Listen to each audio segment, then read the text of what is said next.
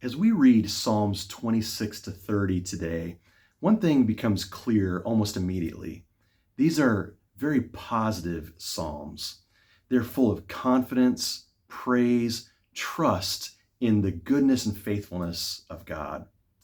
David speaks about walking with integrity, loving the house of the Lord, calling on God as his refuge and strength in all times. And over again, the psalmist testifies that the Lord is good and that life is fullest, safest, and best when it is lived in dependence on God. But then you come to Psalm 30, and David acknowledges something that I think we often want to skip over. In Psalm 30, verse 5, David speaks of God's anger. For his anger lasts only a moment, but his favor lasts a lifetime. Now, it's really important to remember that this is in the context of this entire verse. We do talk about God's anger, but it is only a moment. And I think this whole verse opens up for us an opportunity to talk about an important biblical truth, what theologians often refer to as God's proper work and God's alien work. God's proper work, his true natural inclination, is to love and grace, mercy, forgiveness, steadfast love. That's who God really is.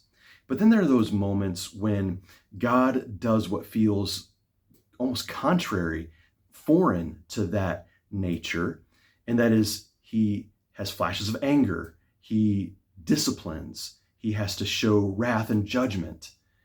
And all those are not meant to destroy, they're actually meant to restore, and they're motivated out of God's love. Those moments of judgment are also often called God's alien work. It's not his, not what he really wants to do. It's necessary, but it's not his goal, and it's certainly not his delight. And notice how David describes it. His anger lasts only a moment. In the original language of the Old Testament, Hebrew, the word there for moment is regah, which literally means a blink. Just a blink, an instant, a flash. But God's favor is not just a blink. God's favor lasts a lifetime, David says. Weeping may remain for a night, he says, but rejoicing comes in the morning. And then this beautiful turn, verse 11, you turned my wailing into dancing. You removed my sackcloth and clothed me with joy. And that's the pattern here, not just in Psalm 30, but all 5 of the Psalms that we read today. And in fact, the pattern of the entire scriptures, that discipline gives way to mercy, darkness gives way to light, and lament gives way to praise. So compared to God's blessing, his wrath is but a blip, just an instant. Compared to his mercy, suffering lasts a very short time. It's very, very temporary.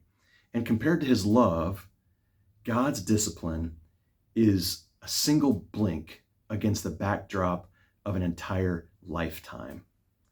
Which brings us back to the heart of Psalms 26 to 30, that this God, whose favor lasts not just a lifetime, but lasts eternity, this God is worthy of praise. He is the true source of hope and strength. He is the ground on which we stand, and he is the one who turns our mourning into joy.